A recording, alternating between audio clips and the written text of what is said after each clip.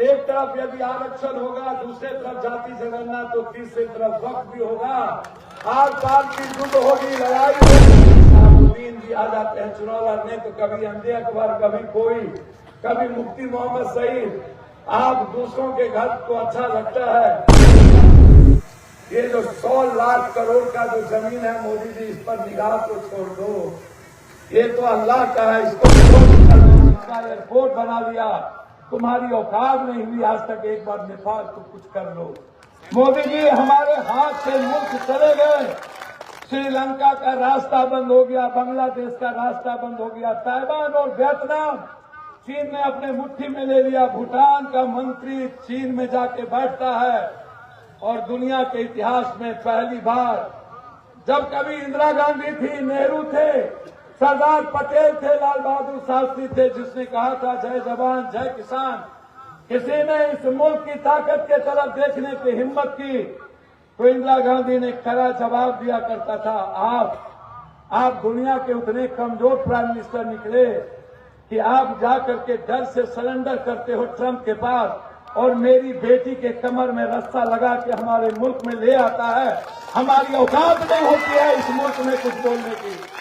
हम कैसे देश के लोग थे, हमारे देश के सामने ये हैसियत नहीं थी। लेकिन आज ना तो हम किसानों के लिए लड़ पाते हैं, ना तो हम नौकरी की बात कर पाते हैं। 2 करोड़ नौकरी ही खत्म हो गई, लगभग 33 करोड़ बेरोजगार हो गए लोग। उसमें मोदी जी मुसलमानों की संख्या कम थी। मोदी जी कोरोना के बाद सारी फैक्ट्रियां बंद हो गई। मैं कोई जात और धर्म के लिए मुखालफत नहीं करता हूं। मेरे पूर्णिया में एसडीपीआई के लोगों ने और हमारे ही परिवार और बुजुर्गों ने इस सीमांचल में एक शुरुआत की है। इसीलिए यह मेरा दायित्व था एज ए सांसद इस मुल्क के संविधान को बचाने के लिए आपकी मदद करना। और पप्पू यादव बेटे की तरफ खड़ा है, हम सगे भाई की तरफ खड़े हैं। हिंदुस्तान की वो सदन में वो आवाज, मैंने कोई राजनीतिक नहीं, कोई मतलब नहीं। जब कोई विचारधारा आता है तो उसमें पप्पू यादव की कोई राजनीति नहीं होती। हमें राजनीति नहीं आता। राजनीति आता तो या तो हम नेपाल के पीएम हो गए होते, या तो अन्य स्टेट के सीएम हो गए होते। हम भी कहीं चले गए होते, हम भी किसी के साथ समझौता कर दिए होते। मैं मानता हूं कि बिहार बड़ा विचित्र प्रदेश है, अपनों को दूर भगाता है, दूसरों को गले लगाता है। कभी साबुद्दीन जी आ जाते हैं चुनाव लड़ने, तो कभी अंधे अकबर, कभी कोई, कभी मुफ्ती मोहम्मद सईद। आप दूसरों के घर को अच्छा लगता है, जिया माए मरा मौसी, आपको सौतेला तो अच्छा लगता है, लेकिन अपना बेटा जो दुनिया में सबसे ज्यादा आपकी वकालत करता है, यदि दुनिया में ये औकात किसी के पास है नंगे तार को छूने की, तो अकेला पप्पू यादव को है, या तो प्रियंका गांधी को है, जो खुल के बोलता है। आप सेकुलर पार्टियां को भी उठा के देखो, जो खुल के मुखालफत कांग्रेस के अलावा कोई नहीं करता, एसडीपीआई के अलावा कोई नहीं करता।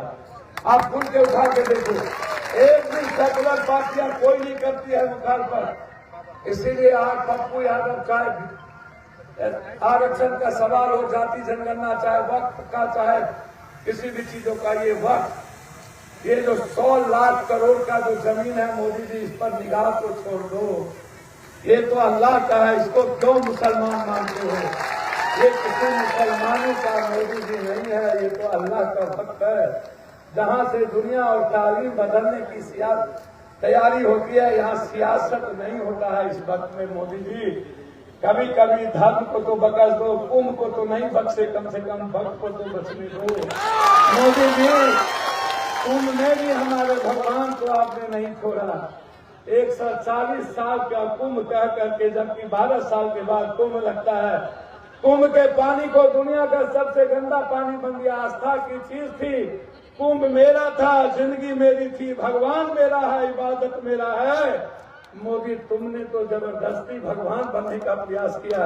नर्क में भी जगह नहीं मिलेगा इसलिए आप चिंता न करिए। जिसने खून को नहीं बख्शा उसको कोई नहीं बख्शेगा। अरे पत्रकार बंधु, आप नेता का तो बयान दिखाते हो, लेकिन शंकराचार्य का बयान क्यों नहीं दिखाते हो? शंकराचार्य कहता है ये लोग नफरती है, ये लोग मुल्क के सनातन के दुश्मन है। शंकराचार्य का भी तो बयान दिखा लो। शंकराचार्य कहते हैं कि ये जो लोग हैं, ये लोग इंसानियत के सनातन के दुश्मन है, ये गरीब के दुश्मन है, ये भगवान के दुश्मन है। भगवान मेरा है, सनातन मेरी जिंदगी है। गरीब की जिंदगी में सनातन की विचारधारा है। जब तक गरीब की खुशियां नहीं बदलेंगे तब तक पप्पू यादव चैन से नहीं बैठेगा, ये यहाँ बैठेगा। 10 मार्च से सदन में जो हवाउस चलेगा, एक तरफ यदि आरक्षण होगा, दूसरे तरफ जाति जनगणना, तो तीसरी तरफ वक्त भी होगा। आर पार की युद्ध होगी, लड़ाई होगी। तो संख्या में तुम हो सकते हो, लेकिन याद रखना लड़ने का जज्बा है। संविधान से इतर यदि कोई कानून ला करके किसी भी विचारधारा को तुम खत्म करना चाहोगे, तो पप्पू यादव जैसे लोग जब तक जिंदा रहेगा, किसी एक जाति के भी विचार को खत्म करने की तैयारी नहीं हो सकती। संविधान को खत्म करने की तैयारी नहीं होगा। इन्हीं शब्दों के साथ मुझे लेट हुई, बासी चले गए, डगरवार कई घटना थी। मैं क्षमा मांगते हुए अपने राष्ट्रीय अध्यक्ष और अपने यहाँ के कमेटी के साथियों को मैं धन्यवाद देता हूँ। पूर्णिया के साथियों को धन्यवाद देता हूँ कि दूर आए, दुरुस्त आए। कहीं से तो शुरुआत हुई, एक बड़ी आगाज होना चाहिए था, लेकिन मैं आग्रह करना चाहूंगा, आप जहां भी मेरी बात सुन रहे हो, क्या किसी ने कोई दिक्कत नहीं थी। आज इस पूर्णिया की धरती पर वक्त के सवाल पर तिल में जगह नहीं रखना चाहिए। मैं मुसलमान भाइयों से कहना चाहूंगा, अरे मुसलमान भाइयों, आप तो लड़ना जानते हो, दलित और आदिवासी। भगवान बिरसा मुंडा के बाद यदि किसी के लड़ने और मरने का जज्बा किसी ने पैदा किया तो हजरत हुसैन ने किया। तो आपको दिखाना चाहिए था, आपकी ऐसी शुरुआत थी। चलिए अब कम आए शुरुआत की, इसके लिए आपको बहुत बहुत धन्यवाद देते हुए मैं हृदय की गहराइयों से आप इस लड़ाई को अपने जिंदा रखो, सोशल मीडिया से इस लड़ाई को जिंदा रखो। आप इतनी आवाज दो कि दिल्ली की सल्तनत हिल जाए और उसको कान का पर्दा फटे और इसलिए आप सोशल मीडिया, इंस्टाग्राम के माध्यम से लड़ते रहो, यही मैं आपसे कहने आया हूँ। और जाइए आप अपने घर में जाके अपने बहनों से कहिए निकलना चाहिए था, अपने बुजुर्गों से कहिए निकलना चाहिए था। आगे जब रैली हो, बड़ी हो, तो आप अपने कामों को रोक देना और अपने जिंदगी के लिए याद रखना, यदि ये वक्त की ये जमीन इन लोगों ने यदि अदानी को दे दिया, तो कल मस्जिद और मदरसा की जमीन भी अदानी को दे देगा। याद रखना, आपकी सब कुछ बिक जाएगी। आप आज बचपना मत करना, आप में बचपना है, ये मैं आपको कह रहा हूँ। ये किसी पार्टी की नहीं है। जो विचारधारा को मानने वाले लोग हैं, इसको आज समझ लेना। और ये बात आपको देखने को मिलेगा, यदि हम लोग कमजोर पड़ गए तो आने वाला इतिहास नहीं बचेगा। बहुत बहुत धन्यवाद। अस्सलाम वालेकुम। आप सबको अल्लाह हाफिज। आप हमेशा खुश रहे, आपको ईश्वर अल्लाह हमेशा खुश रखे। आपकी जो ये ताकत है, यहीं से एक चिंगारी उठेगी।